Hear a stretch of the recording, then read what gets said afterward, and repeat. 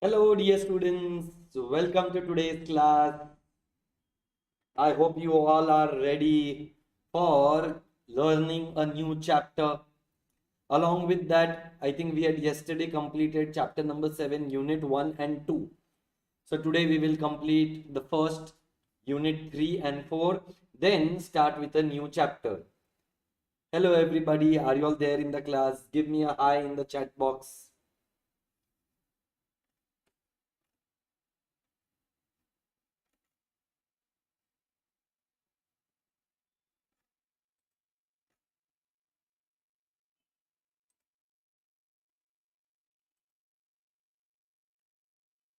Yes, dear students, are you all there?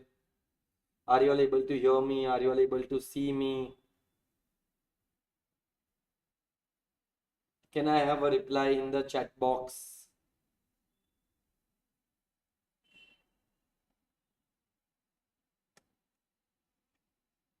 Good evening, Nandini. Namaste. Surya, how are you doing today?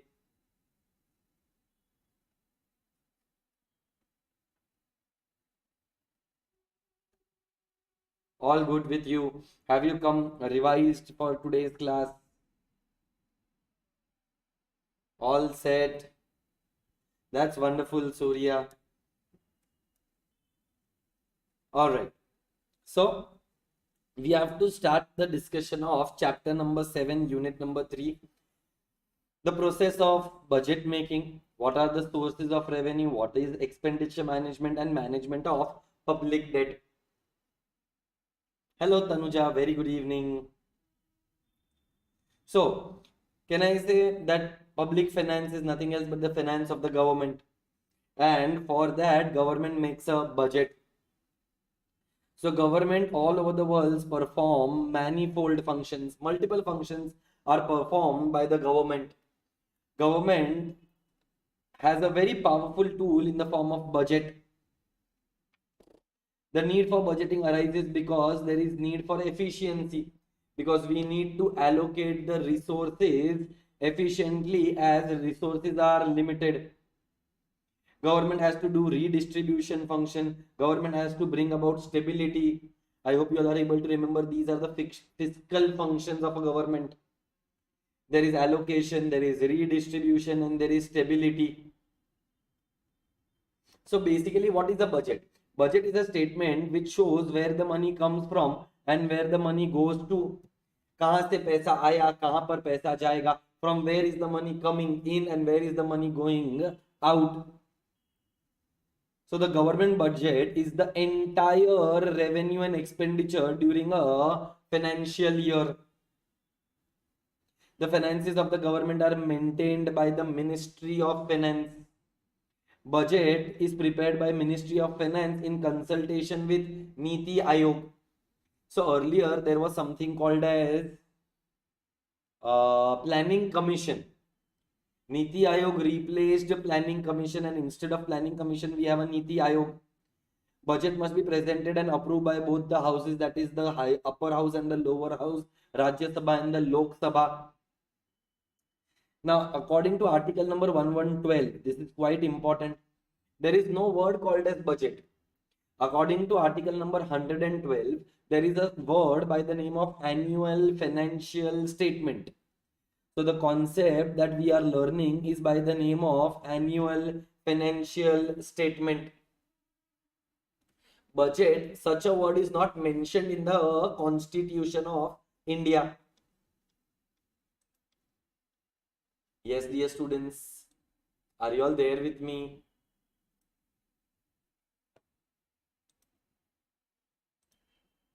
Are we understanding it till now? Great. So the budgetary procedure. Now, what is the procedure? There are three steps. First is preparation of the budget, which at least starts 6 to 8 months prior the budget is announced. Budget is announced on the 1st of every February, first working day of February. But the work, the preparation starts 6 months prior.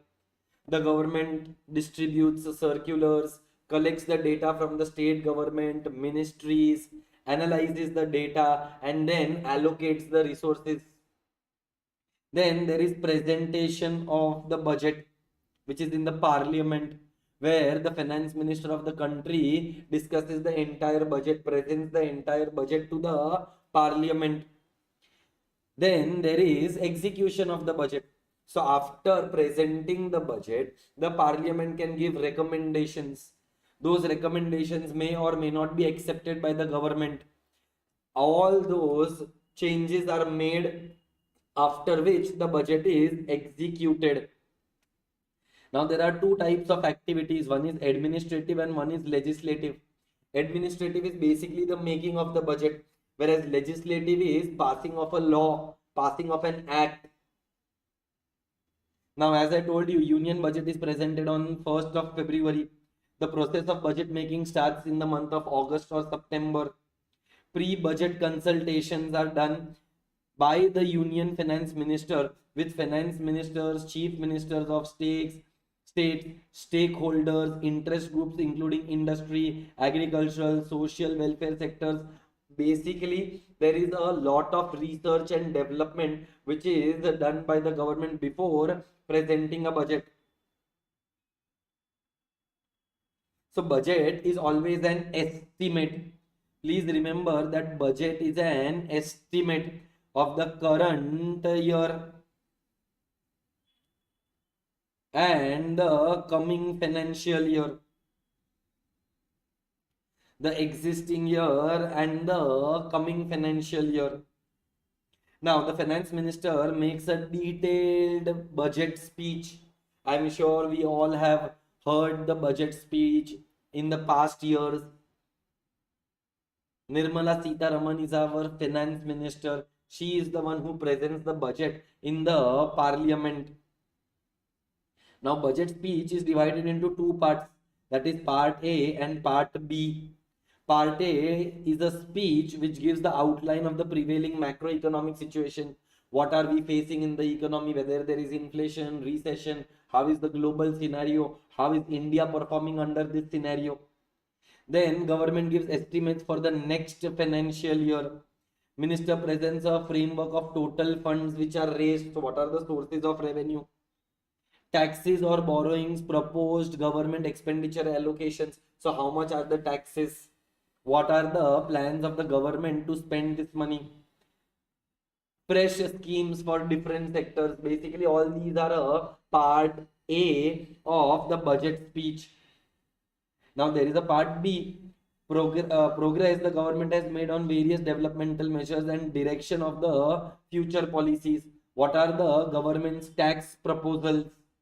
So basically, dear students, annual financial statement is an estimate of receipts and expenditure which are divided into three parts. What are these three parts? There is a consolidated fund, there is a contingency fund, and there is a public account.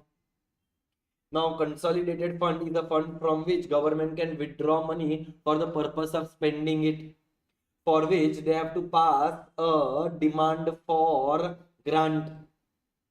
So demand for grant gives the power to the government to withdraw money to and from the consolidated funds.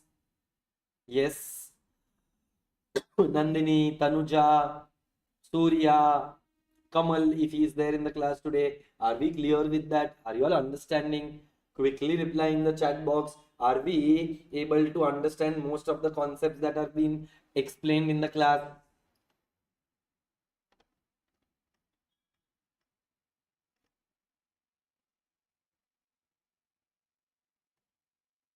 All good. Everything is clear with you all. That's wonderful. Next, the budget documents. Now, there are certain documents which are presented in the budget. What are those documents of a budget?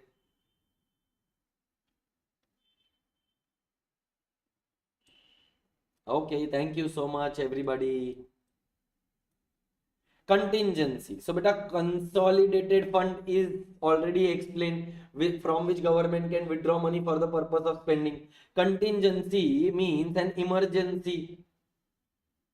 So government has to keep certain funds for the purpose of an emergency.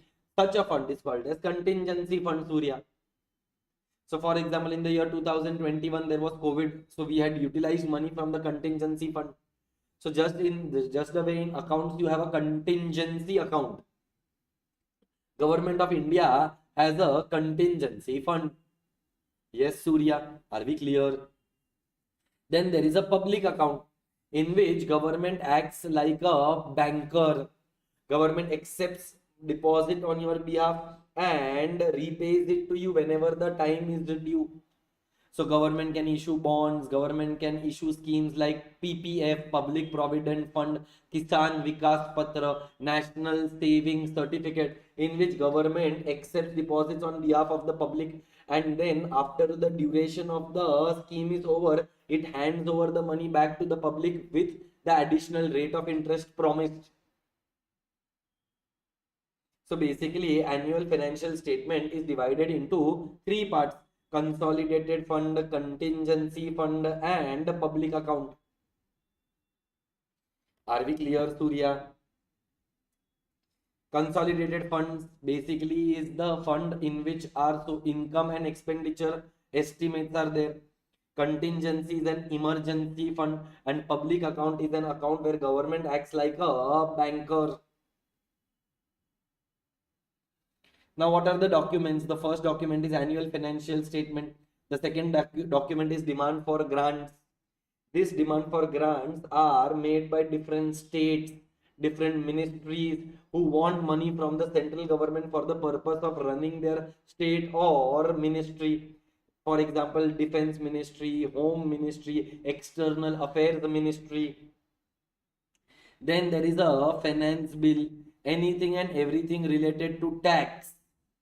More taxes, less taxes, new taxes, old taxes, abolition of taxes, introduction of taxes, change in the tax rate. All things which are related with taxes are a part of a finance bill. Then in India, we had launched a act by the name of FRBM, Fiscal Responsibility and Budgetary Management, because in India expenditure is higher and the receipts are lesser. So government runs into a deficit budget. Now, because there is a deficit budget, there is a fiscal deficit. Now, this fiscal deficit, the gap needs to be bridged, for which we had enacted an act by the name of FRBM, which talks about the macroeconomic framework and the medium term fiscal policy. These are few very important points. In an election year, the budget may be presented twice. Before the results of the election, it is called as an interim budget. After the announcement of results of election, there will be a final budget. Budget is discussed in two stages, one in Lok Sabha and then in Rajya Sabha. Budget is laid in both the houses.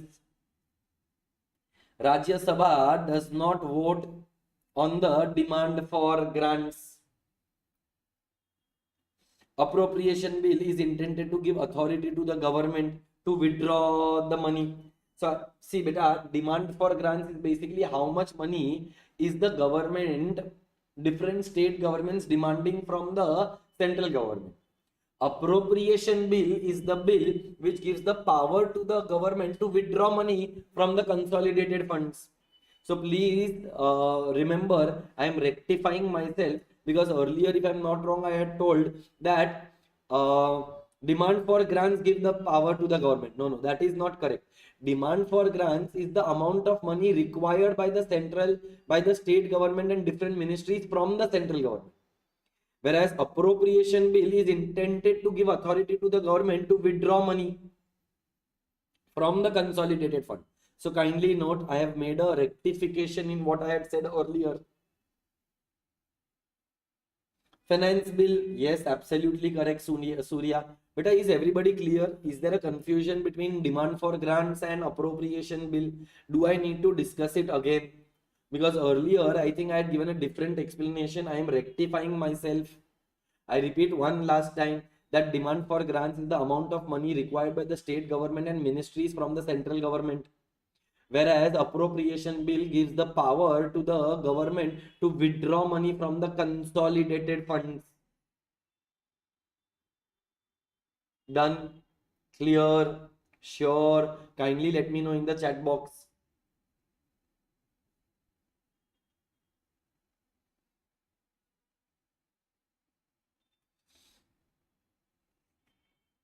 Then there is something called as finance bill. Anything which is related with taxation purpose is a part of finance bill. Parliament has to pass the finance bill within 75 days of its introduction. Speaker puts all the outstanding demand for grants to vote of the House.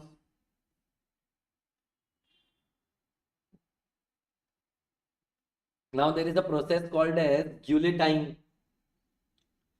This guillotine is nothing else but where the speaker puts all the outstanding demand for grants to vote. Then the finance bill has been passed by the Lok Sabha, transmitted to the Rajya Sabha. Rajya Sabha has to give back in 14 days. Earlier, the railway budget as well as the union budget were announced separately. Today, there is a merger of railway budget with the union budget from the year 2017 and 18. Yes, dear students, are we clear? Are we understanding? Is there any concept that I need to discuss with you all again? Surya, Sangeeta, Deepika, Nandini, Tanuja. Is everything clear? Oops, the pen has fallen down. Just give me a minute.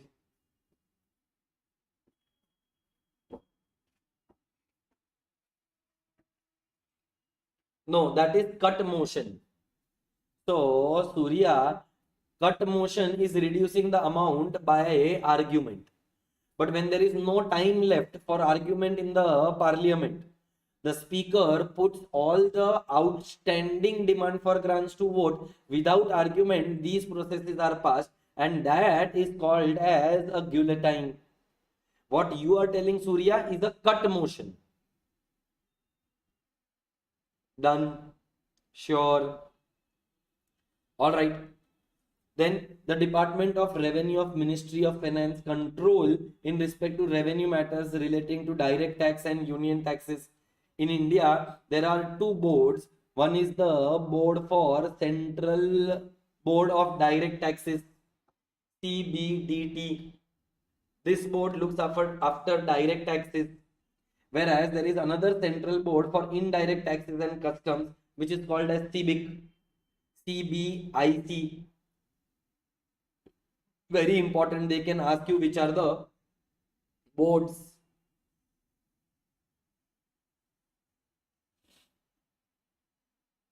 Yes, dear students, are we clear with that? Any questions, any queries, any doubts? Kindly let me know. Is there anything that you want me to discuss from whatever has been done till now? Because I am starting with a very important part, which is by the name of classification of budget. I hope people are able to see this clearly.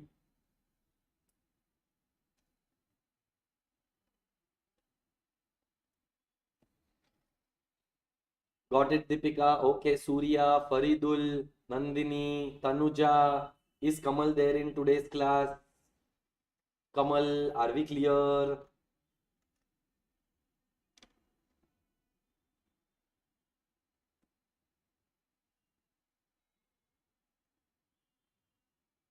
All right, then we move ahead.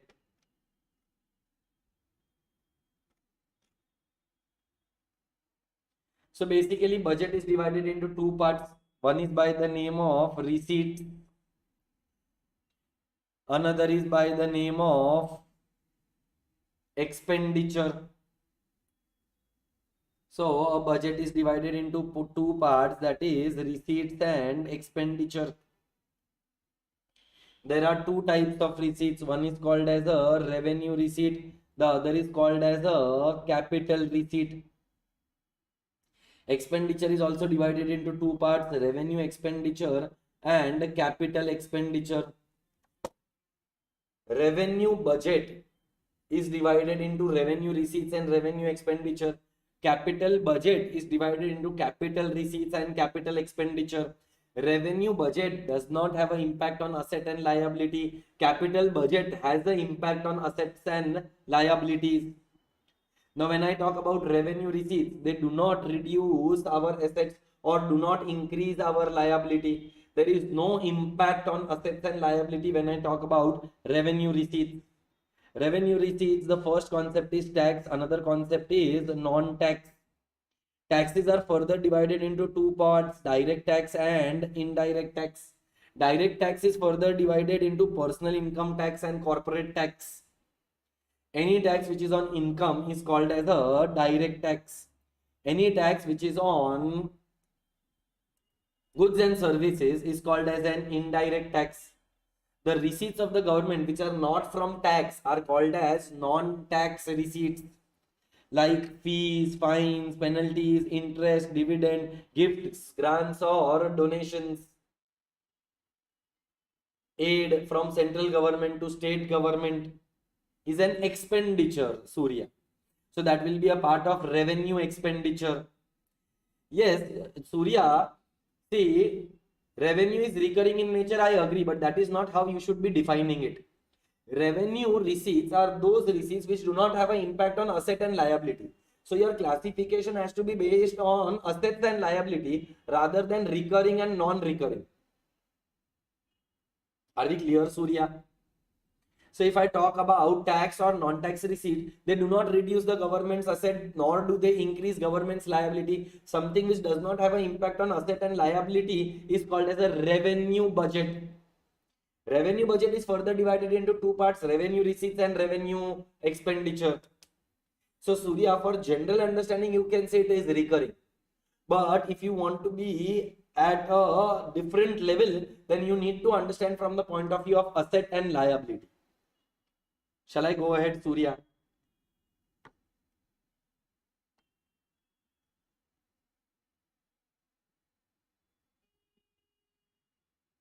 Yes, everybody else in the class, are we clear with the first part, that is by the name of revenue receipts? Revenue receipts are further divided into two parts, tax and non-tax. Tax is further divided into two parts, direct and indirect. Direct tax is further divided into two parts, that is personal income tax and corporate tax. Income tax is on an individual, whereas corporate tax is on a company. Indirect tax is on goods and services. Now, Surya, can I say there is capital receipts? Capital receipts will either reduce your asset or increase your liability. Now, what are the examples of capital receipts? The first example is by the name of disinvestment. Second is by the name of recovery of loan. And third one is by the name of borrowings. Now, when government makes a disinvestment, can I say it is selling its asset? So, it is reducing the asset. When the government recovers a loan, recovery of loan means the loan was given by the central government to the state government. So it was a receivable. Now it has been received. So there is again a reduction of an asset. Absolutely wrong, Surya. Dividend is not capital. Does dividend create an asset or reduce an asset? Does dividend result into liability? The answer is no. Hence, I told you that you should not be defining revenue receipts on the basis of recurring or non-recurring. There are just three examples of capital receipts, that is disinvestments, recovery of loan and borrowings. These three are termed as capital receipts. Now, borrowing are debt creating, whereas recovery of loan and disinvestment are non-debt creating. So capital receipts are further divided into two parts. What are the two parts of capital receipts? Debt creating and non-debt creating. Debt creating is a borrowing. Borrowing increases your liability. Non-debt creating is recovery of loan and disinvestment, which reduces your assets. Yes, Deepika, Sangeeta, Faridul, Surya, are we understanding? Are you all there with me? Have we understood it till now? Shall we go ahead? Surya, especially you, because it seems that there is some confusion that you have in this concept. I hope I have been able to clear your confusion.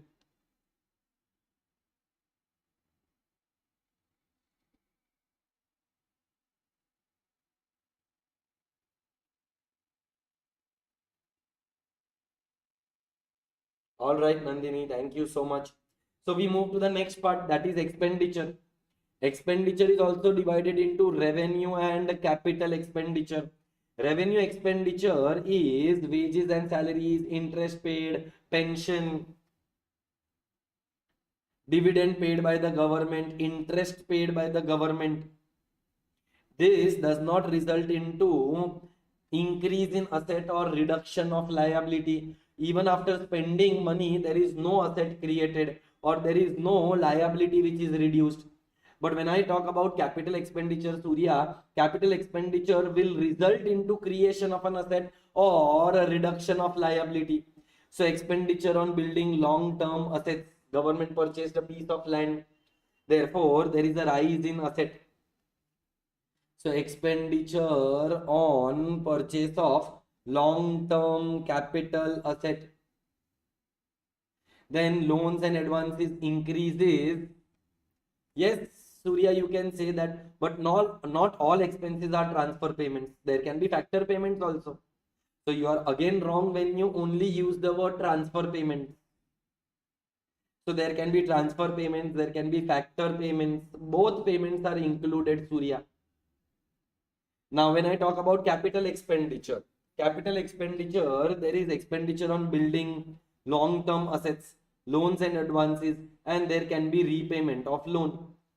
Can I say that expenditure on long-term assets creates an asset? Loans and advances are receivable, therefore even that creates an asset. But repayment of loans results into a reduction of liability, because when you repay a loan, automatically there will be a liability which will be reduced.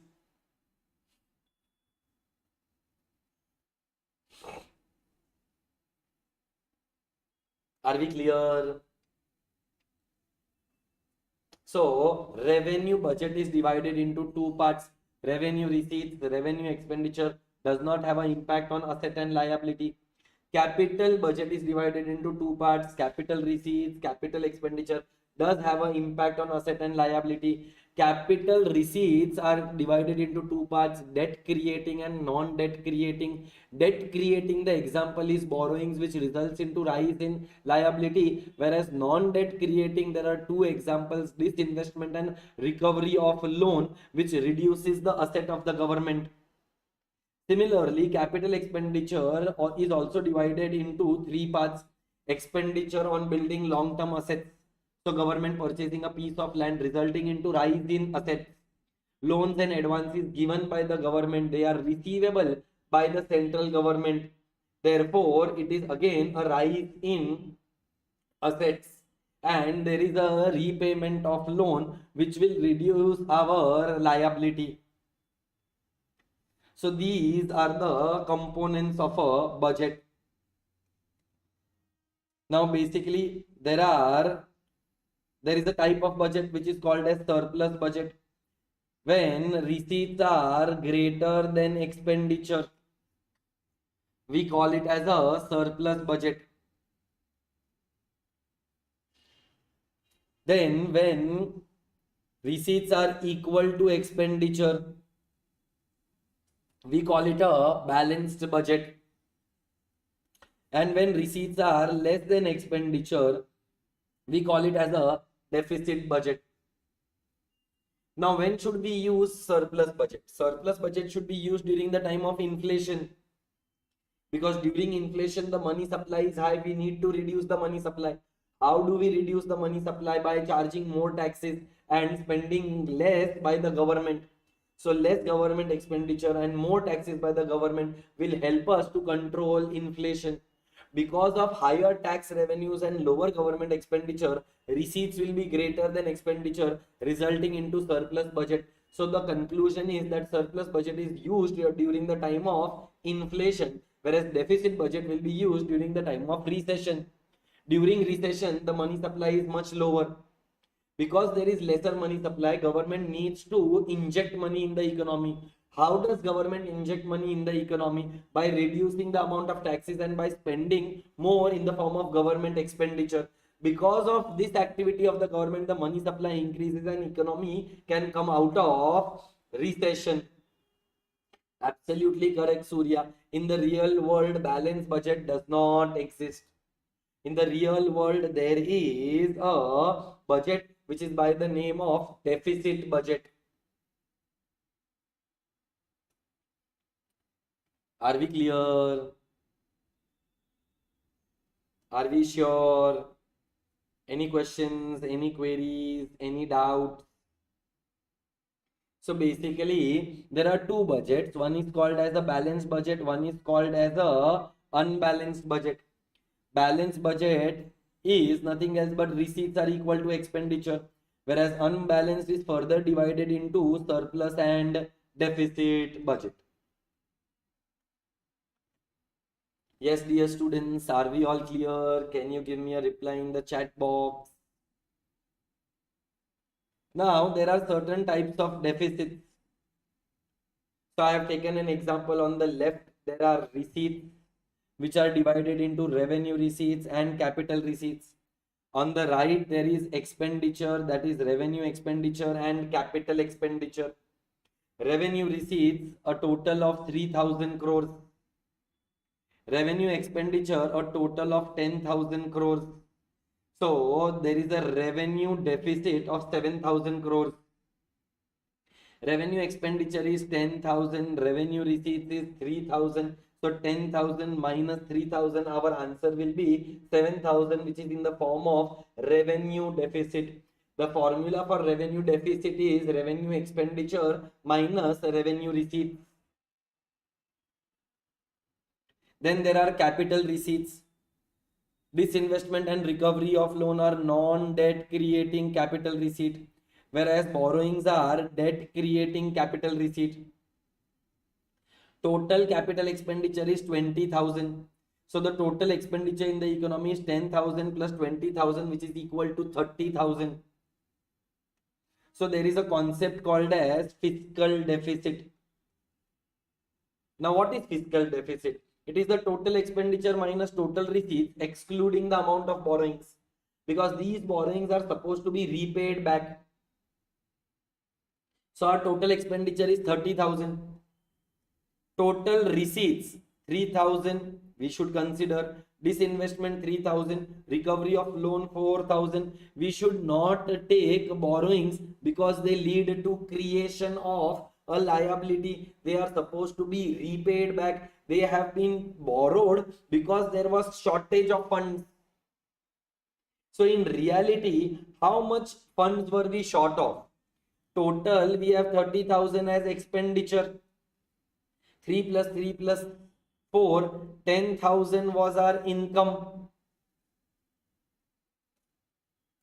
So we were falling short of 20,000, from which 8,000 is borrowed. So our original deficit is 20,000 crores and not 12,000 crores. Therefore, the formula is fiscal deficit is equal to total expenditure minus total receipts, but excluding the borrowings. Surya, you are again wrong in this. Fiscal deficit is equal to total expenditure minus total revenue receipt minus non-debt creating capital receipt. You cannot consider borrowings, because borrowings are a capital receipt. So according to your formula, Surya, fiscal deficit is equal to total expenditure minus total receipt, both capital and revenue, then your answer will be 12,000 crores, because borrowings are also capital receipt. But do you think economy was in need of just 12,000, or economy was in need of 20,000, out of which 8,000 were borrowed? I hope you understand. Yes, Surya. Yes, Faridul. What about Nandini? What about all others in the class?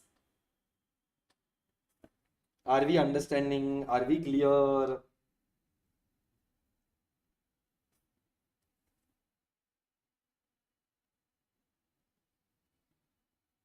So Surya, is this formula correct? Fiscal deficit is equal to total expenditure minus total receipt, both revenue and capital. The answer is no. In bracket, you need to either write excluding borrowings or total expenditure minus total revenue receipts plus non-debt creating capital receipt. Thank you, Nandini. I am still awaiting a reply from Surya so that I can go ahead.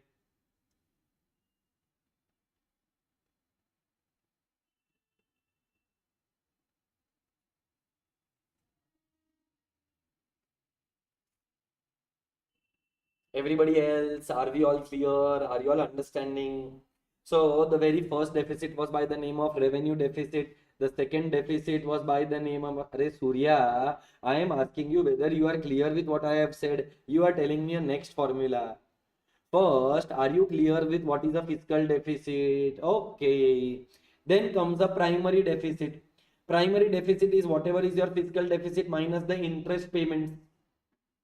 So primary deficit tells us the amount of money excluding the interest payments which we have made on past borrowings. Do you agree that in the past also we must have borrowed money? And if we have made a borrowing in the past, we must have paid interest in the present. So government, if it wants to find out what is the actual amount of money required in the form of deficit, excluding the interest payments, they will find out a primary deficit. So primary deficit is equal to fiscal deficit minus the interest payments.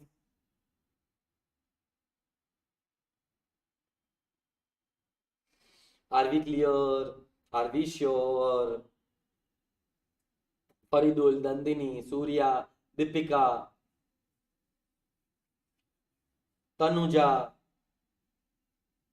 So this was all about unit number 3, where we have discussed different parts. All the important concepts have been given over here as primary deficit, finance bill, outcome budget, delay time, cut motion, Surya. Cut motion is where via argument there is a cut reduction in the amount of demand for grants, consolidated fund, contingency fund, public account. All the concepts have been mentioned over here. Done, done, done, done.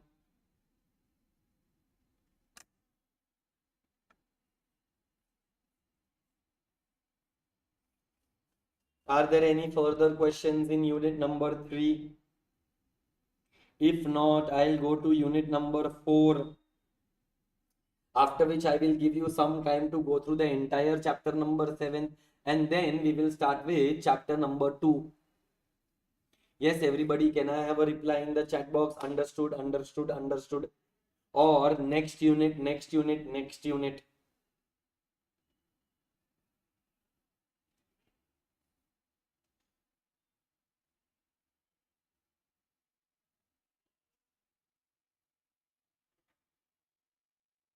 Understood, that's great. Okay, Surya. What about others? Is there any concept that you want me to repeat from unit number 3? Anything that I can help you with?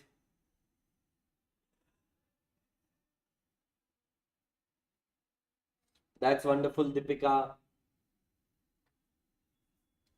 So now, Nandini, the next unit is about fiscal policy. Fiscal policy is announced by the government.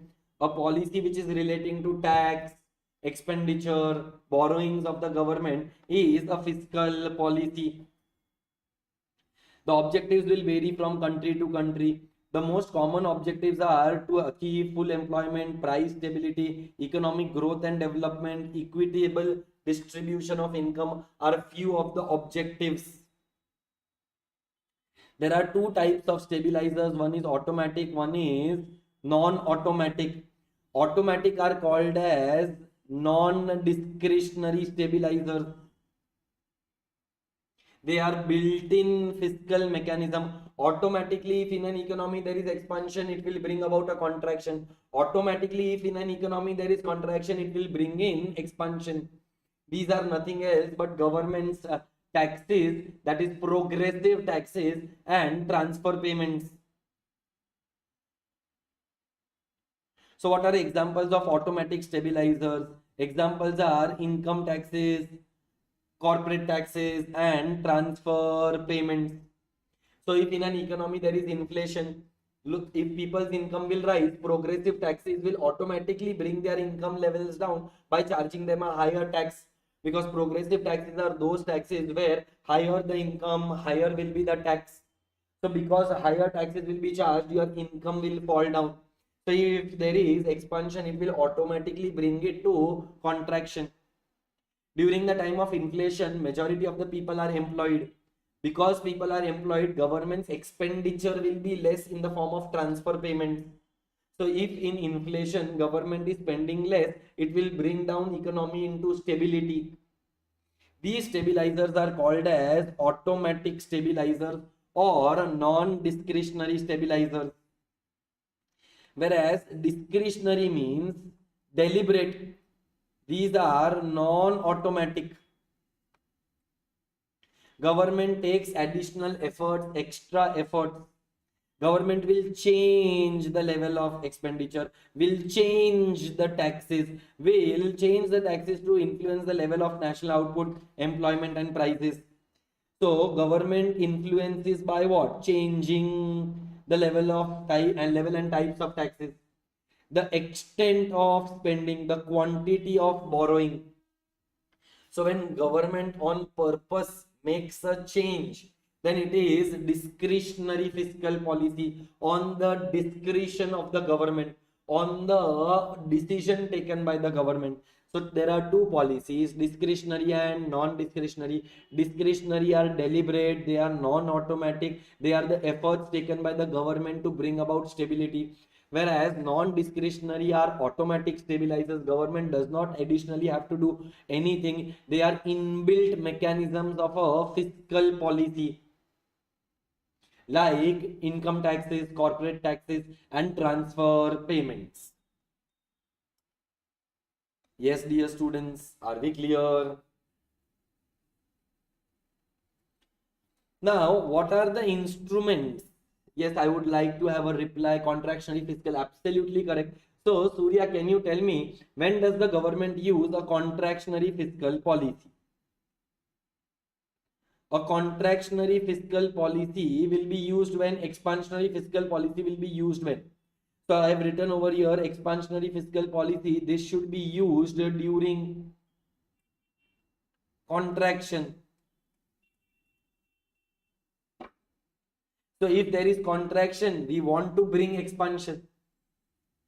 And there is a contractionary fiscal policy which will be used during expansion. So basically there is an inverse relationship. If there is expansion, bring a contractionary policy. If there is contraction, bring an expansionary fiscal policy. Yes, Shivani, Nandini, Deepika, Surya, Faridul, Tanuja, Kamal. Kamal, I don't know whether he is in class or not. It would have been nice if you at least reply if you are in the class. Absolutely correct, Surya. So can I say, if there is recession, we will bring expansionary fiscal policy. If there is expansion, we will bring contractionary fiscal policy. Now, what are the instruments? So basically, there are four instruments. One is tax, one is expenditure, one is borrowing, and one is budget.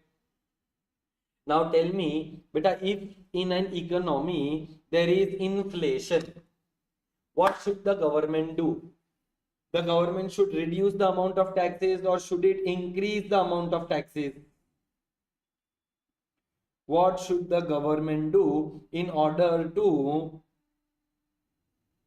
control inflation? Taxes should be increased or decreased during inflation. So if we increase the amount of tax, personal disposable income will fall. That means consumption will fall and money supply will automatically reduce. Absolutely correct, Nandini. So income tax, corporate tax should be increased during the time of inflation. Income tax, corporate tax should be reduced during the time of recession. What should happen to expenditure? Absolutely correct, Surya. Government spending. But Surya, my question was about tax. You are answering about spending, which is my next part. So can I say government spending should be less during the time of inflation? During inflation, expenditure should be less. During recession, expenditure should be more. Can you tell me what will be the scenario during inflation with borrowings? Now, dear students, borrowings are of two types. What are the two types of borrowings? Internal debt and external debt. So during inflation, the money supply in the economy is more. So what should the government do? Borrow more from which source? Internal source or external source? The answer is that government should borrow from internal sources during the time of inflation. So if in an economy there is inflation, internal debt should be increased, external debt should be reduced. Whereas during the time of deflation, internal debt should be decreased and external debt should be increased. Can I say because of more internal debt during inflation, it will result to a lesser money supply?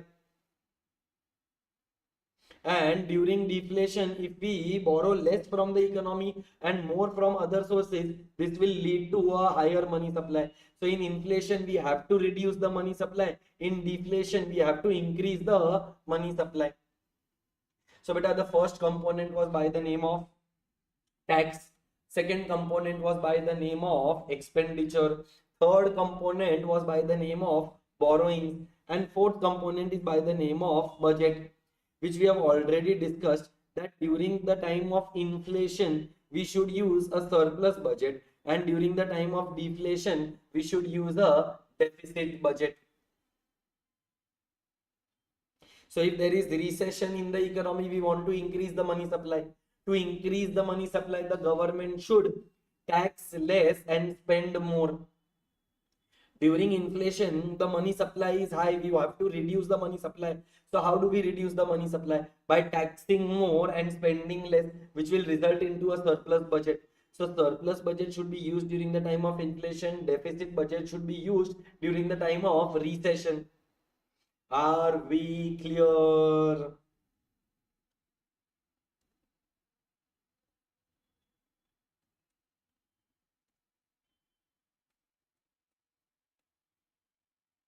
Yes, dear students, are we all clear?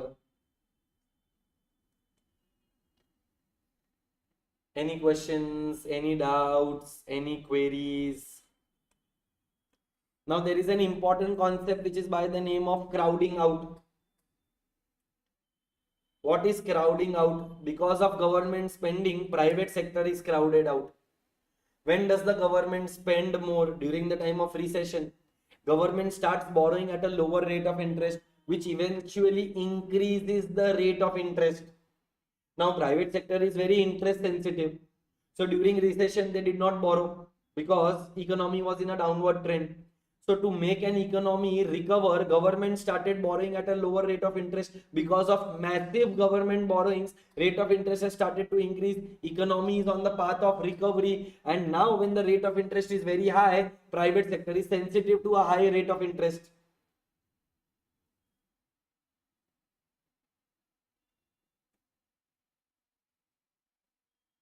So due to government spending, when private sector spending is replaced, then private sector is crowded out.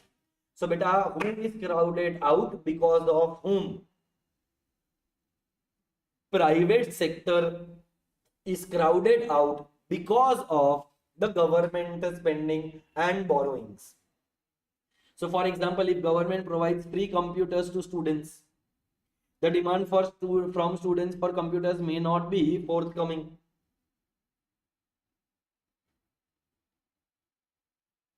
During recession, crowding out is less likely to happen. Are we clear? Yes. So that was it from me about chapter number 7. You have 10 minutes. You can go through entire chapter number 7. To be more specific, unit 3 and unit 4. Revise it and ask if any doubts.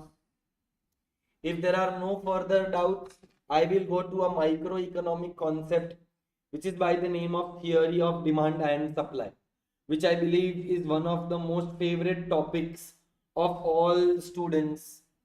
So I do not believe that there should be a lot of worry when it comes to microeconomic chapter of theory of demand and supply. But you have 10 minutes of your time. Go through each and every concept in chapter number 7. So Surya is asking me about crowding out. Surya, I just now explained what is crowding out. When government spending replaces private sector spending, the private sector is crowded out.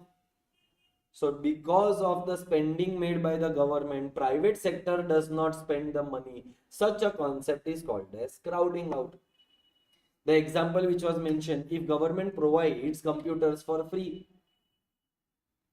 will if government provides computers for free, will there be a demand made by the students for computers? Will private sector make an investment in making of computers? When government is providing it for free, why will private sector make an investment in that? So Nandini and Surya, can I say that majority of the times government, when it borrows money, it borrows in large quantities. Because of the borrowing made by the government, the interest rates will rise, Nandini. And when the interest rate rises, is private sector encouraged to borrow money at a higher rate of interest, or are they interest sensitive? They are discouraged to borrow at a higher rate of interest. They are very much interest sensitive. So because of the borrowing by the government, interest rates go up. Because of higher interest rate, the private sector does not borrow money, and therefore private sector is crowded out because of the spending by the government.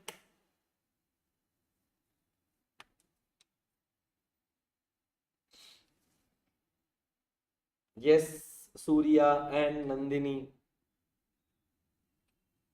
Is there still a doubt that you have? You can let me know. I hope Nandini and Surya, your doubts have been cleared.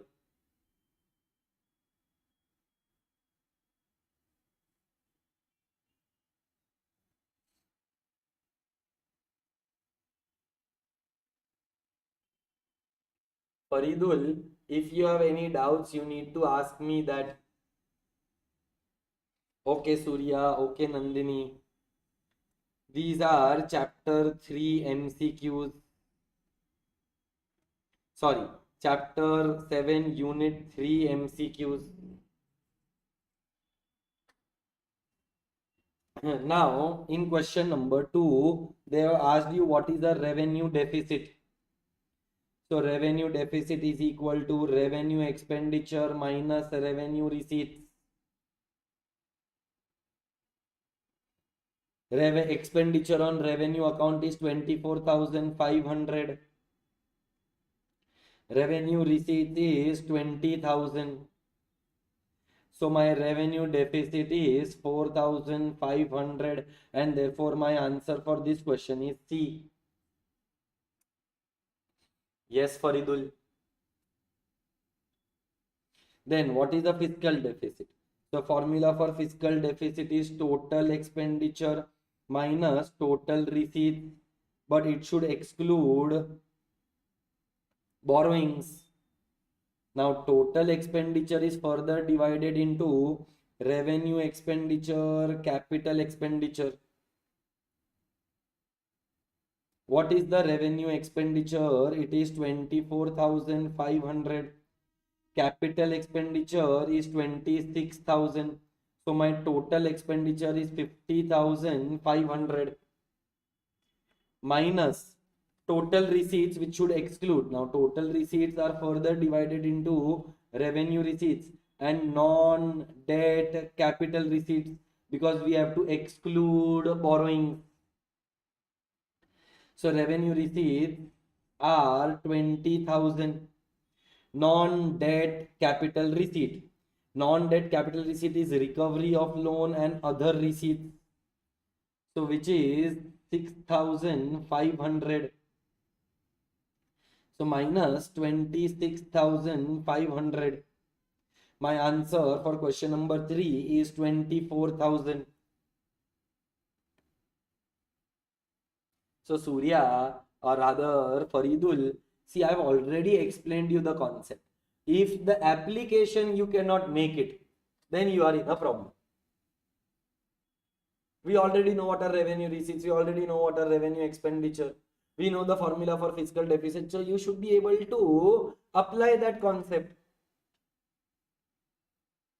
Then what is primary deficit? Primary deficit is equal to fiscal deficit minus interest payment. Fiscal deficit I just now got as 24,000. Interest payments are revenue expenditure 2,000. So my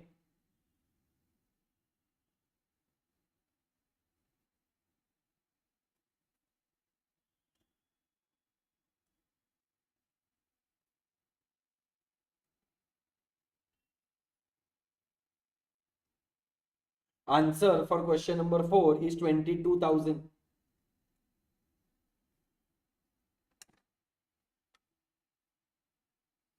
Yes, Faridul, is there any other MCQ that you want me to solve?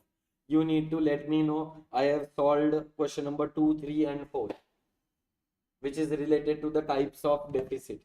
But to be very honest, this is something that you should be doing it from home and asking me a specific doubt, because these are super fast revision lectures in which practically not all MCQs can be discussed. But yes, if you have any questions, any queries, I am there to help you.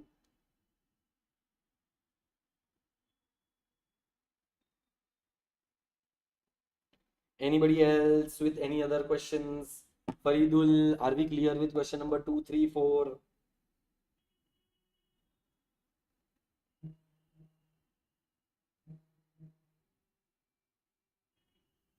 So Faridul, please, if you have to take my suggestion, be conceptually clear. You should know what is a revenue receipt, you should know what is a capital receipt, you should know the entire components.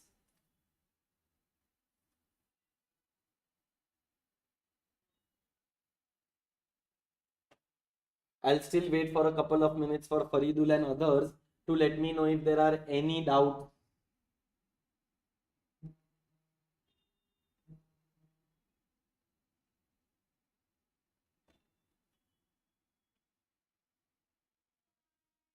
If there is any other MCQ, Faridul, I will be more than happy to help you. Be rest assured.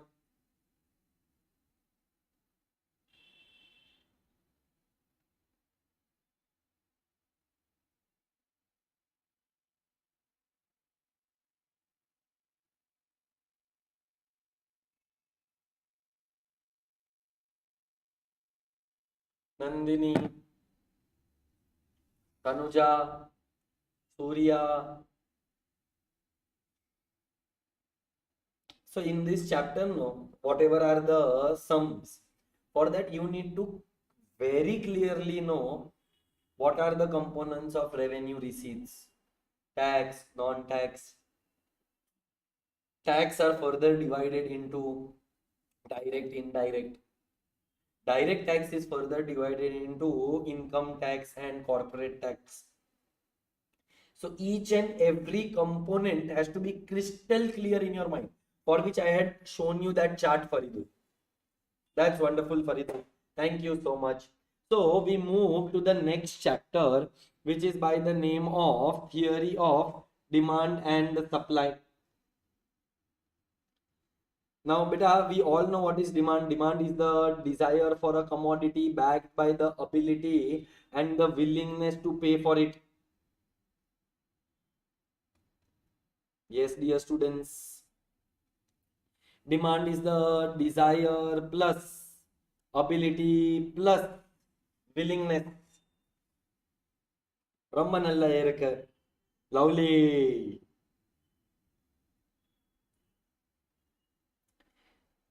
Demand is a relative concept related to price and time. Price, place, or time. Demand is a flow concept. There are multiple types of demand. Individual demand.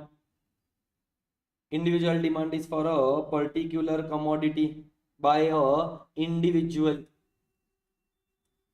So is market demand for a particular commodity, but by a group of people.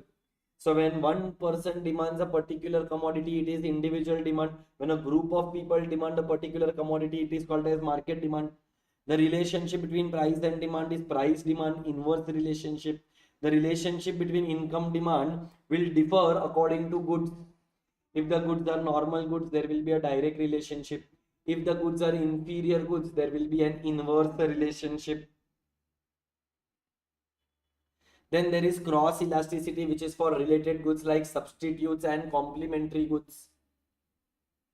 So dear students, I hope you know that substitute goods have a direct relationship. When I talk about substitute goods, it is the price of Pepsi which affects the demand for Coke. Absolutely wrong, Surya. Firm's demand is not market demand. Group of consumers demand is called as market demand. Firm is from the point of view of supply, not from the point of view of a consumer. So if the price of Pepsi rises, the demand for Coke will rise. If the price of Pepsi falls, the demand for Coke will fall. Therefore, substitute goods have a direct relationship and the demand is called as competitive demand.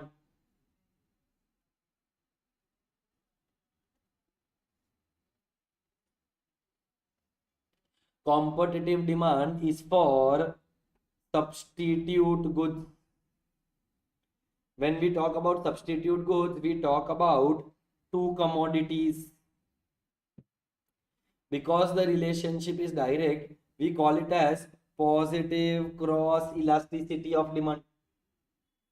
But if I have to talk about a joint demand or a tied demand, then it is for complementary goods. Again, in complementary goods, we talk about two commodities like price of fuel, which will affect the demand for a vehicle. If the price of fuel rises, if people are not able to afford fuel, from where will they afford a vehicle? So demand for vehicle falls and vice versa. So the relationship is inverse. Because there is inverse relationship, we call it as negative cross elasticity of demand. So please remember the relationship for substitute goods is direct relationship and the relationship for complementary goods is inverse. Because the relationship is direct, the sign is positive. Because the relationship is inverse, the sign is negative.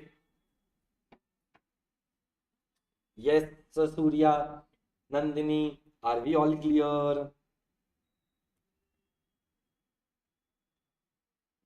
So there are multiple types of demand. I don't think so there is a need for me to explain you that. Now what are the factors? Price, complementary goods and substitute goods, income. There are 3 points in income.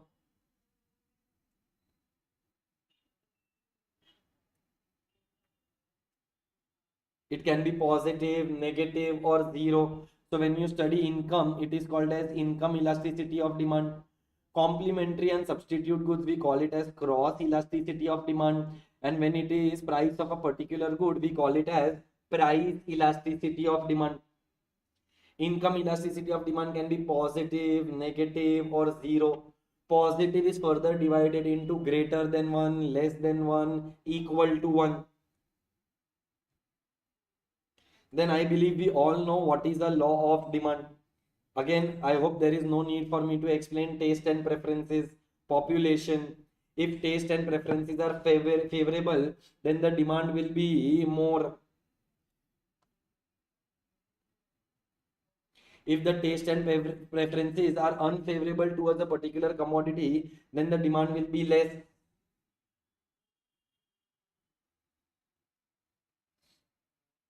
Yes, dear students.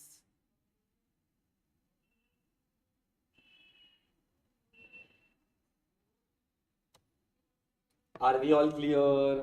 Have we understood? Any questions, any queries, or any doubts? Higher the population, higher will be the demand, so there will be a direct relation. Lower the population, lower will be the demand. Then law of demand. But a law of demand was given by Alfred Marshall, ceteris paribus.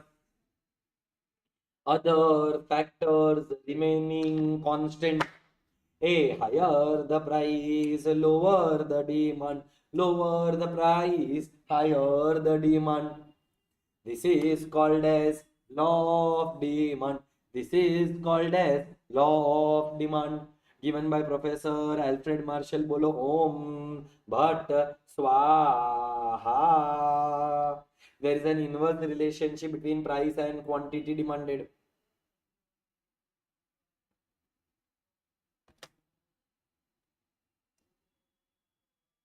Now the question arises, why does demand curve slope downwards? So we all know that demand curve slopes downward because of inverse relationship.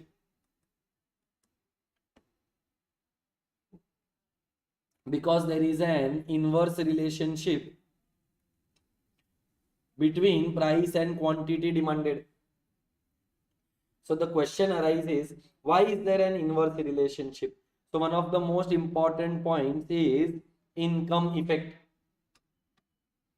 Do I need to explain income effect to anyone?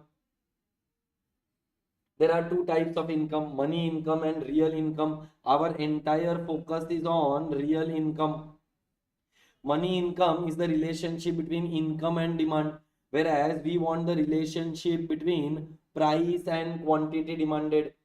But a real income is called as purchasing power or value of money. Is there anyone who doesn't understand what is money income and real income? Please let me know in the chat box. If not, then I will go to the next part of the chapter.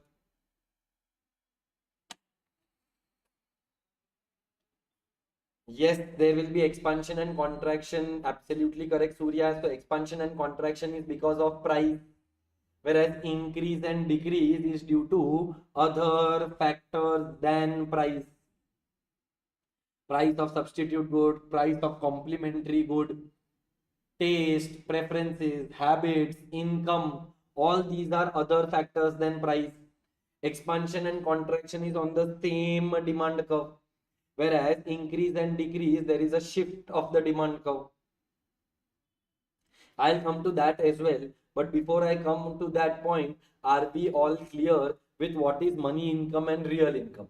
Do we all understand what is real income? Real income is the purchasing power, it is the value of money, it is the relationship between price and quantity demanded.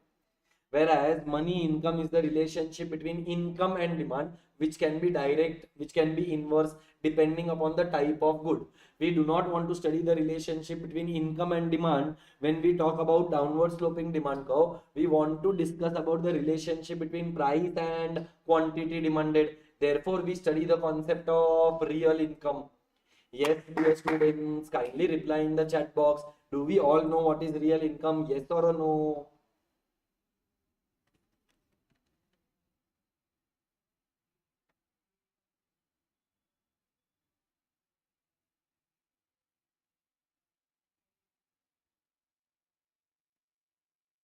Absolutely correct, Surya. Real income is the purchasing power.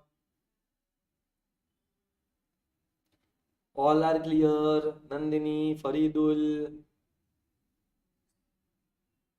Tanuja. Then what are exceptions? Exceptions are those which do not follow the law.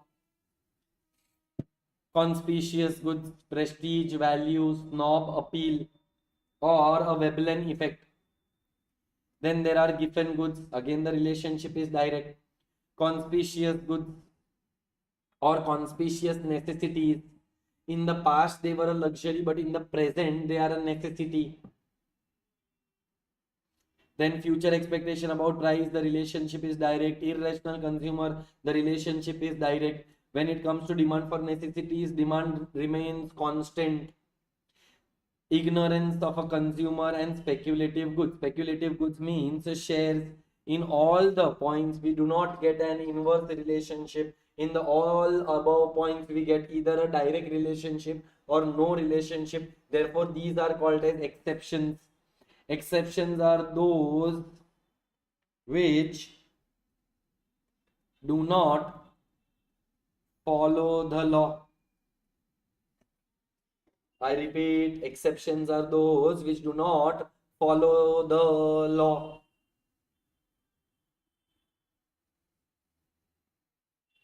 Yes, everybody, are we all clear?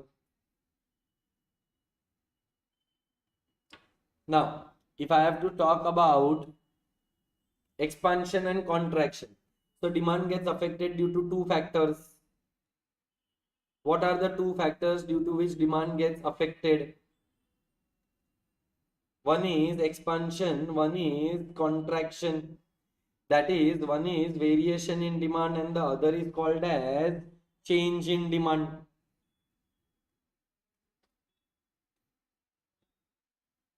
So expansion and contraction is due to price. Increase and decrease is due to other factors.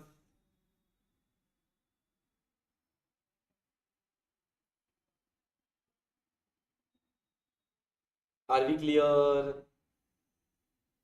Yes, absolutely correct, Surya. So expansion and contraction, we will have a movement on the demand curve. So what is expansion in demand? Quantity demanded increases due to decrease in price. There will be a downward movement. Contraction, quantity demanded decreases due to increase in price. So there will be an upward movement. So on the same demand curve, when we get different points, it is called as expansion on contraction. Whereas shift of demand curve will be to the right or to the left. When the curve shifts to the right, it is called as increase. When the curve shifts to the left, we call it as decrease. Yes, Nandini, Surya, Faridul, is there anything that I need to explain in expansion and contraction or in increase and decrease?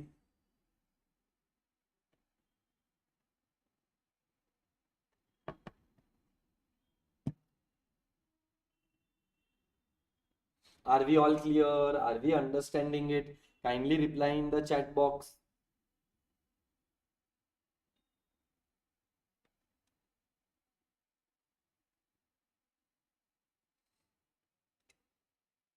Yes, then comes a concept by the name of elasticity of demand.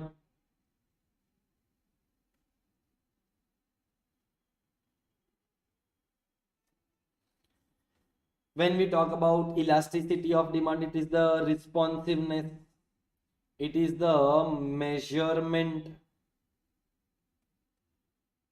of change in demand. So the formula for elasticity of demand is the percentage change in quantity demanded upon percentage change in price. There are four categories: price elasticity, income elasticity, cross elasticity, and advertisement elasticity of demand. There are four methods of measuring elasticity of demand. The very first method is percentage method. Second method is called as the point elasticity. Absolutely correct, Surya.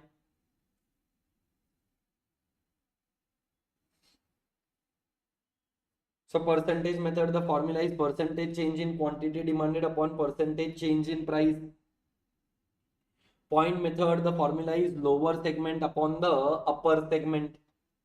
Arc elasticity, the formula is Q1 minus Q2 upon Q1 plus Q2 into P1 plus P2 upon P1 minus P2. So I hope everybody is clear with the methods of measuring elasticity of demand: percentage method, arc method, and point method.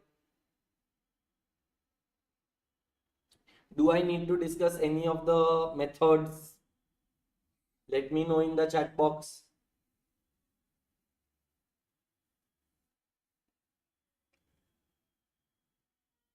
Total outlay method is a very important method since there is no formula.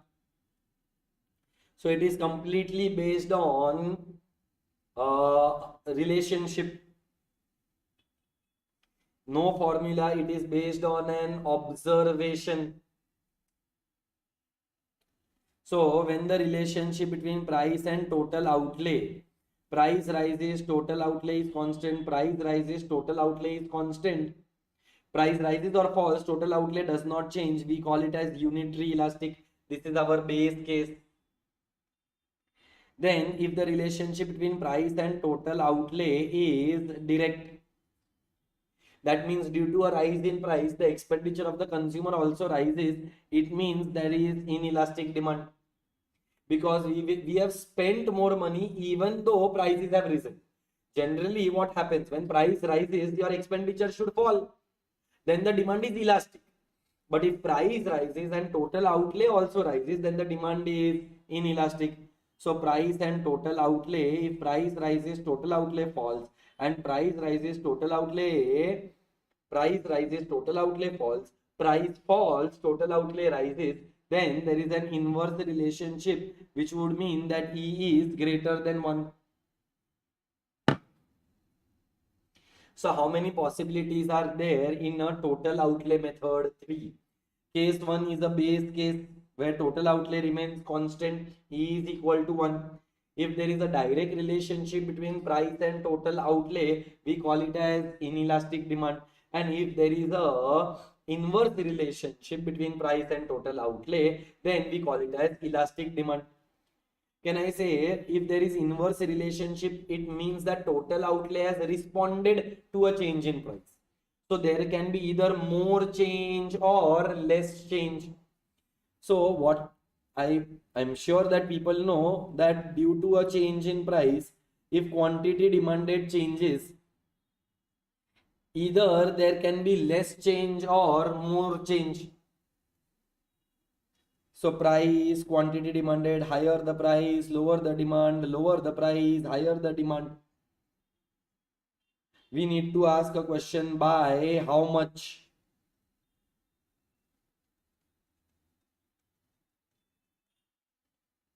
So either the change is more or the change is less. More change means elastic. Less change means inelastic. Same is applicable over here. When price falls, demand rises. Ask a question: by how much? Again, the answer will be either more change or less change. More change means elastic, less change means inelastic. Hey, are we all clear? Do I need to discuss any of the methods? Kindly let me know in the chat box. There are four methods: ratio method or proportionate method. The second method is by the name of arc method. The third is by the name of point method. And the fourth, where there is no formula, it is by the name of total outlay method. Is there anybody who wants me to discuss any of the methods? Kindly let me know in the chat box.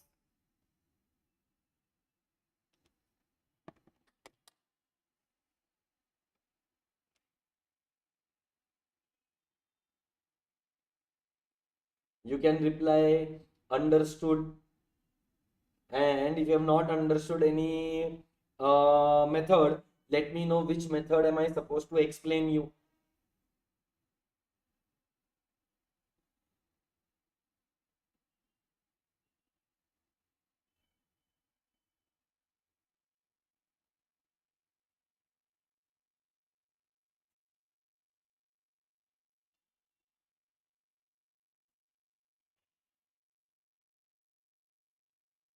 Yes, anybody? Are we clear? Thank you, Deepika. Thank you, Surya. What about others? It would be nice of you to let me know whether you have understood or not. So, the next is interpretation of elasticity of demand. There can be 5 categories. If it is zero, which means there is no change, and no change is a vertical line parallel to y-axis, which is perfectly inelastic demand. Then there is relatively inelastic demand, where E is greater than 0 but less than 1. We get a steeper curve. If E is equal to 1, we get a linear curve. If E is greater than 1, we get a flatter curve. And if E is equal to infinite, we get a horizontal curve. So basically, there are 5 types of elasticity of demand. A vertical line represents no change, E is equal to 0. A horizontal line represents infinite change, so perfectly elastic. A flatter line represents greater change, E is greater than 1. A steeper line represents less change, E is less than 1. And equidistant from all axes is equal to 1. So 5 का दम, horizontal line infinite, vertical line 0, index finger is flatter, ring finger is steeper, and the middle finger is equal to 1.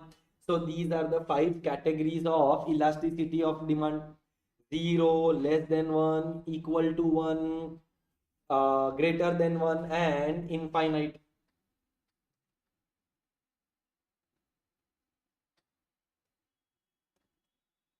Then income elasticity can be positive, negative, or 0. Positive is further divided into equal to 1, greater than 1, less than 1. Greater than 1 means elastic, it is for luxuries. Less than 1 means inelastic, it is for necessities. If income rises and demand falls, it means that the goods are inferior goods. EY is less than 0. And if there is no change, then they are necessary goods like salt, medicines. The curve will be a vertical line. Yes, dear students, are we clear with income elasticity? Again, cross elasticity can be of positive, negative, or 0. Positive and negative for related goods, 0 for unrelated goods. Positive for substitutes and negative for complementary goods. Whereas cloth and salt are not related to each other.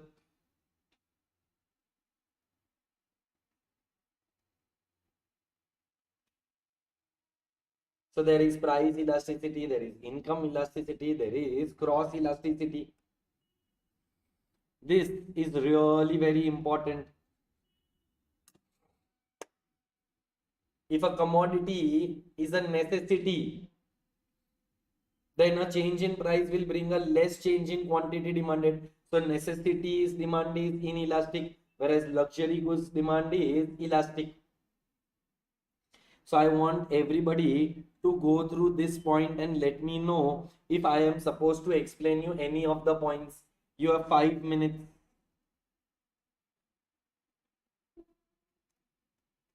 These are the determinants of elasticity of demand.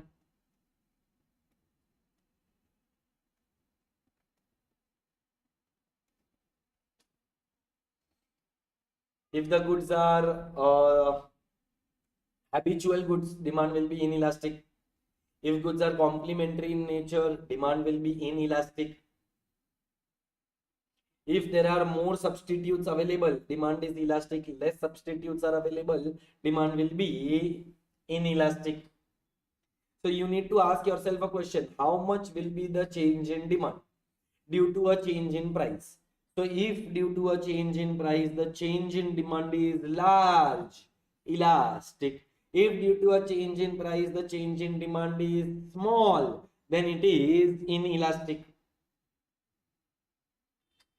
So I'll be waiting for your doubts. If you want me to solve any of these determinants, you need to let me know in the chat box.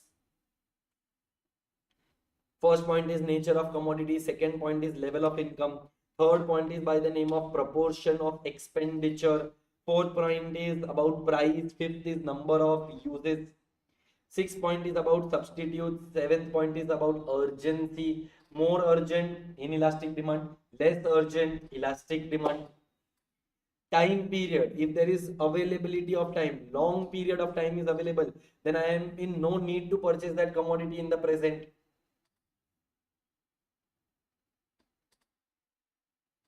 Yes.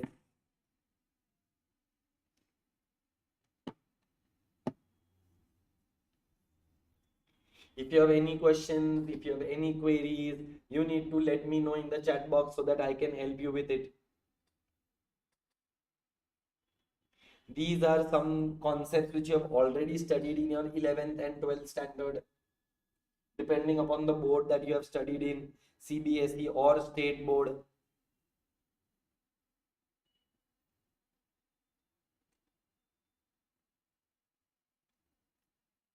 Nandini, Deepika, Surya, Tanuja, is there any point that I need to revise for you?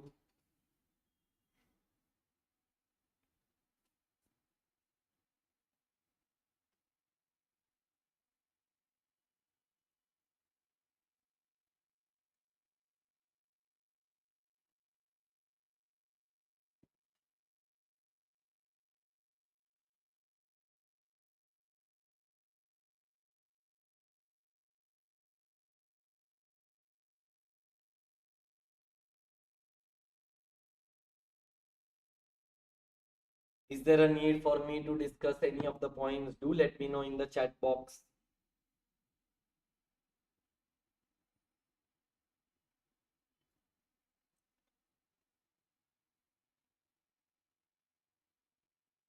If you want me to cover any specific concept from this chapter, then let me know. I can cover that in detail as well. Because we are done with demand, we are done with elasticity of demand. Exactly opposite of demand and elasticity of demand is supply and elasticity of supply.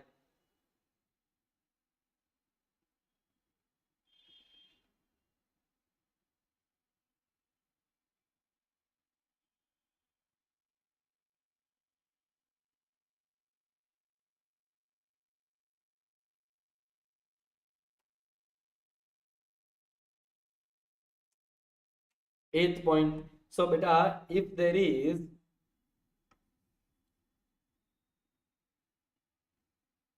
I think there is a small error over here. Demand in the long run is elastic and demand in the short period is inelastic. So kindly make that change over here. Long run means, Nandini, there is a lot of time available, and in long period the demand is elastic. So there is an error. Please change this. This will be elastic. This will be inelastic.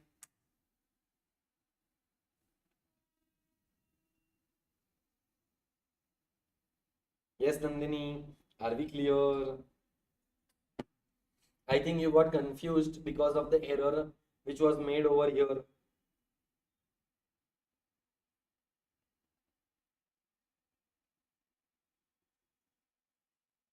Okay, all right. Then moving to the next part, demand forecasting is the read ones. Not very important. I'm not going to cover this, but I will definitely try to cover supply. So our today's target is to complete till supply. Utility, we will complete it in tomorrow's class along with chapter number 8.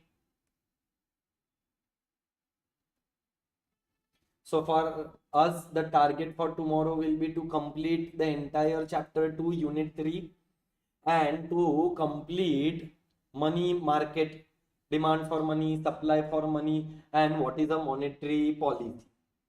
But I repeat, I believe that you've already been, your macroeconomic revision lectures are already done. Am I right?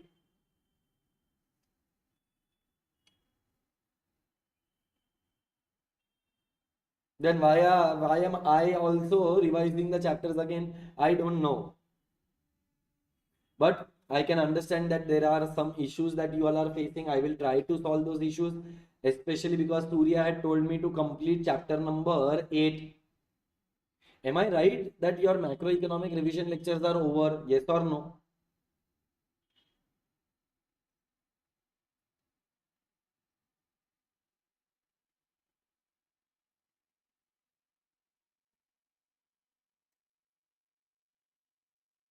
Yes, Nandini, Deepika, Surya, kindly let me know in the chat box. Yes or no?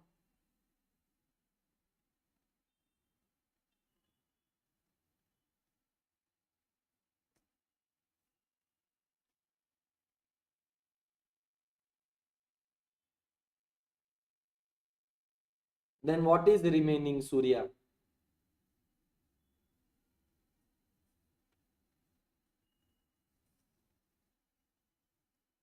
Can you please elaborate?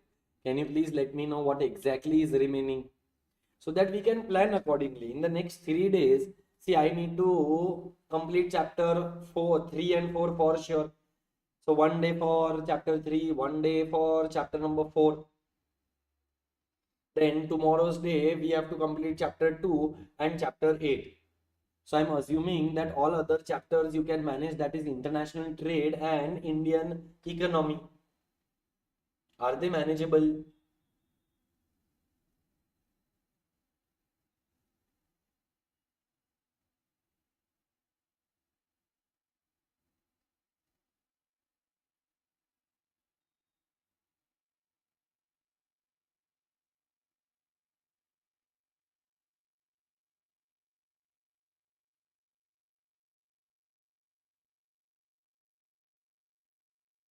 All right, let's see. So currently there is a concept called as supply. It is from producer point of view. It is the ability and willingness to sell. So supply is the willingness to sell, or it is the offer for sale. With price, there is a direct relationship.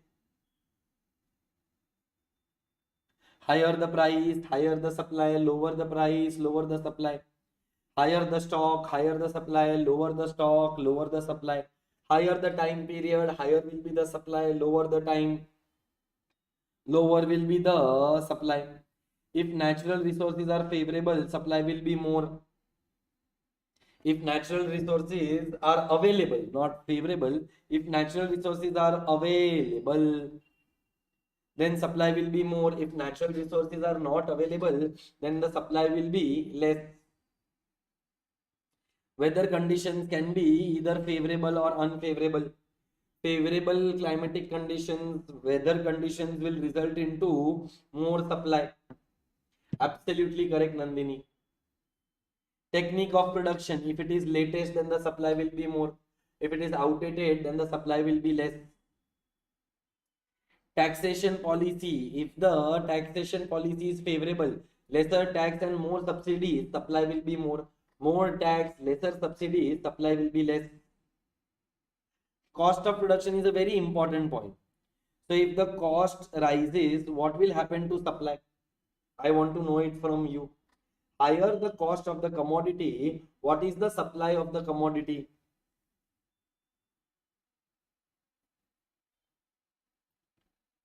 Yes, Surya, I am asking you with respect to cost, my dear friend. When the cost of the commodity rises, when the cost of production rises, what is the impact on supply? Due to higher cost, the supply will fall. Due to lower cost, the supply will rise. Therefore, there is an inverse relationship because capital is limited.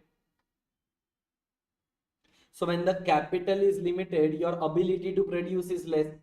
Lesser production will result into lesser supply. Trade policy favorable, supply will be more. Unfavorable, supply will be less. Infrastructure, if it is developed, then the supply will be more. If it is underdeveloped, then the supply will be less.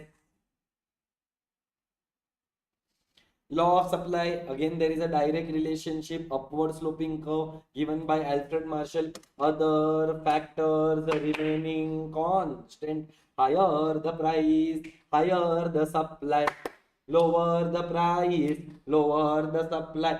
This is called as law of supply. This is called as law of supply.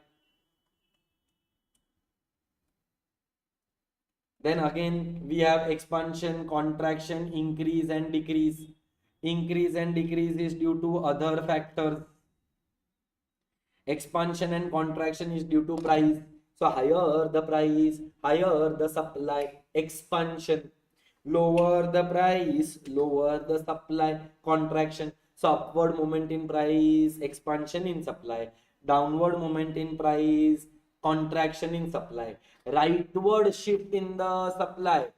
Same price, more is supplied, expansion. Same price, less is supplied, contraction.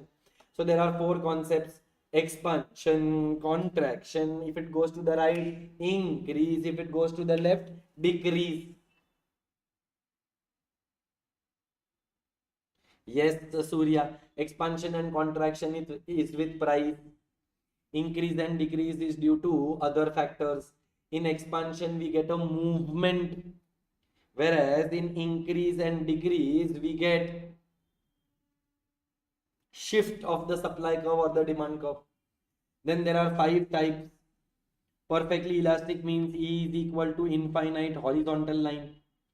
Relatively elastic, the curve will be flatter.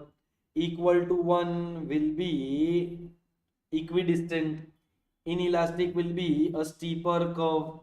And perfectly inelastic will be a vertical line as represented over here.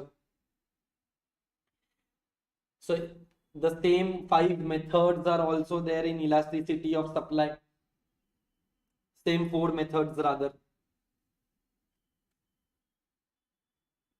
There is a ratio method, there is an arc method,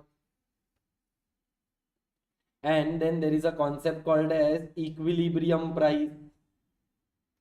So beta, this is your demand curve, this is your supply curve. Wherever they both intersect, that intersection point is called as equilibrium price and quantity.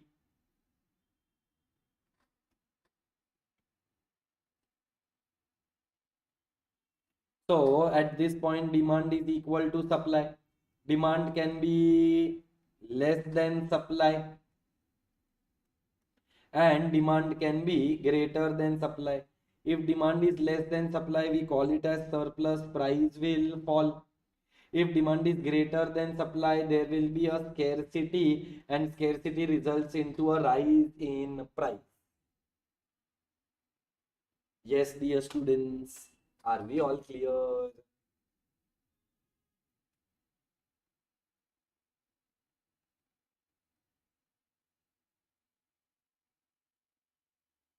Now let me know, what do you want me to help you with from the last four topics: demand, elasticity of demand, supply, and elasticity of demand. I am giving you 10 minutes time. You need to ask me what are the questions that you have. From demand, elasticity of demand, supply, and elasticity of supply. I am also showcasing or showing you the MCQs. You can solve these MCQs.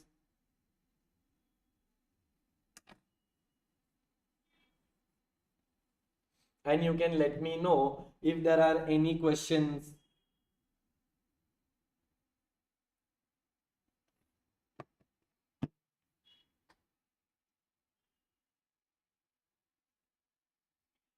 The better method is to solve it from ICA because these are just a selected few.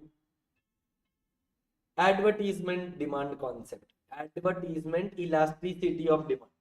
Advertisement elasticity of demand is the percentage change in quantity demanded due to percentage change in advertisement expenditure. So when a firm spends on advertisement, it will have an impact on the demand of the commodity. Such a concept is called as advertisement elasticity of demand.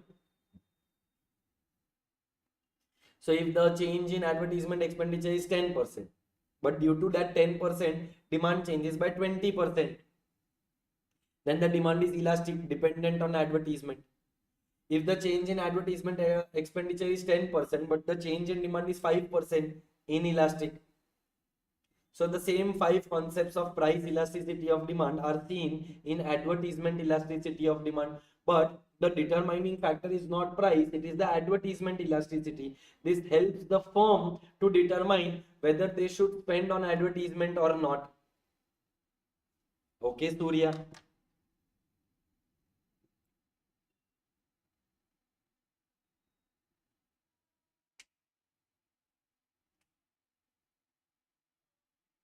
Are we clear?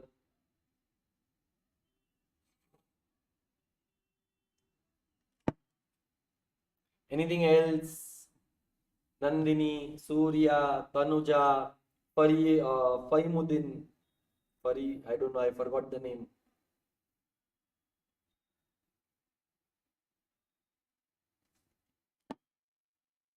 Surya, do let me know if your doubt is cleared. If not, what is it that I can help you with?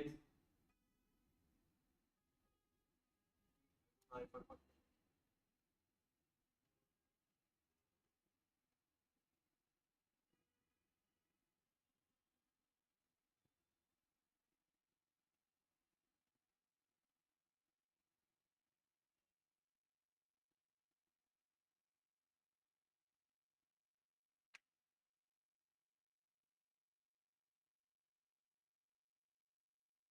That is a concept that we have to study in chapter number 3, Surya.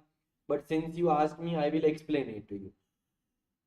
Economies of scale and diseconomies of scale means advantages and disadvantages. Economies means advantages, diseconomies means disadvantages.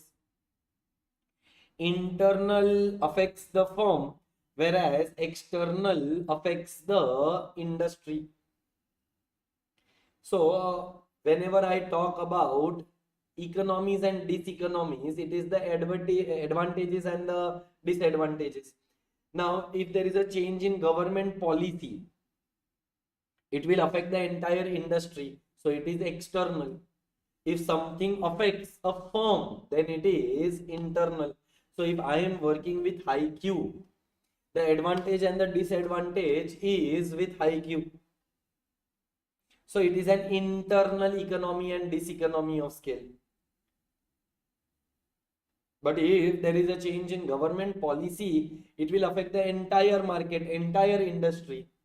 IQ will also be affected. All the other classes, coaching institutes can also be affected. When something affects the entire industry, it is called as external.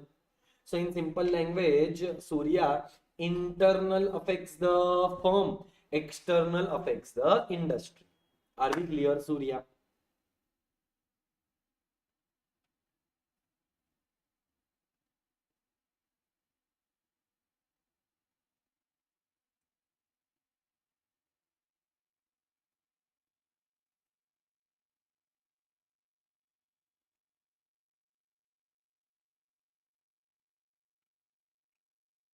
All right. Anything else? Anybody else wants to ask me a question? Please let me know.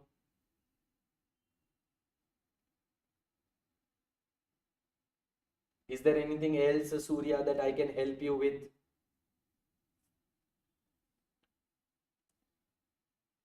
So tomorrow I am planning to complete unit 2 or 3, whatever it is. We will be completing utility and chapter number 8. That is the target for tomorrow's class. Hey, can I have a reply from everybody else? Does everybody require chapter number 8? Or can I start with chapter number 3? So I know Surya for sure wants me to do chapter number 8. I want to know what is the opinion of others because I have not got one. In my opinion, you all are already done with all the macroeconomic revision lectures. Can I have a reply from everybody in the chat box that whether that is done or not?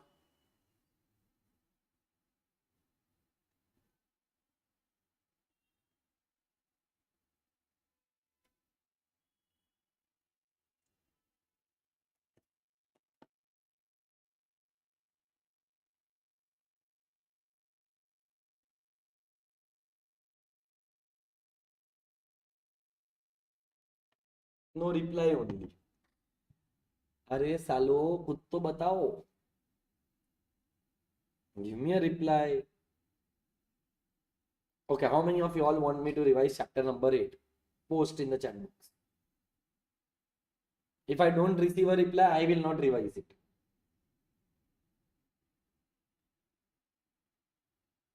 How many of you all want me to cover chapter number 8?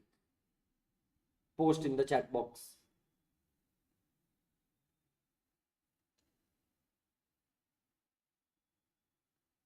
Okay, Surya, I know you. What about others? Just one person.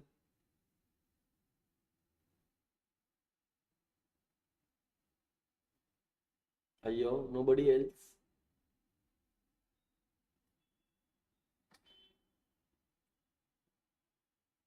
Okay, Nandini. What about others?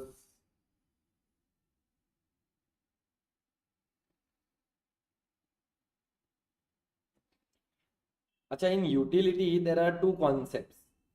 Cardinal measurement and ordinal measurement. Are we clear with both of these? Okay, Shivani, you also want it. So my next question, are we aware about cardinal and ordinal indifference curve analysis?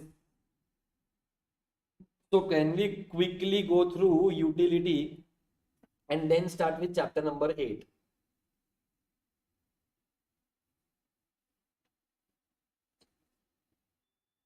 Or you want me to cover both in detail? Utility and chapter 8 works for you. So I request everybody to revise these two things for tomorrow, and we meet tomorrow at 7:30.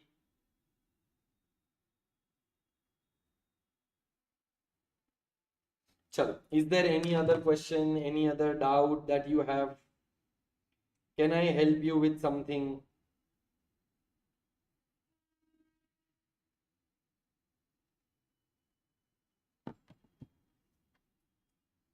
If not, I am done for today's class. So that's it from today. Thank you so much. Please like, share, subscribe, comment, hit the bell icon. Bye bye. Let me know in the chat box if you have understood or not, and you can tell me a bye bye.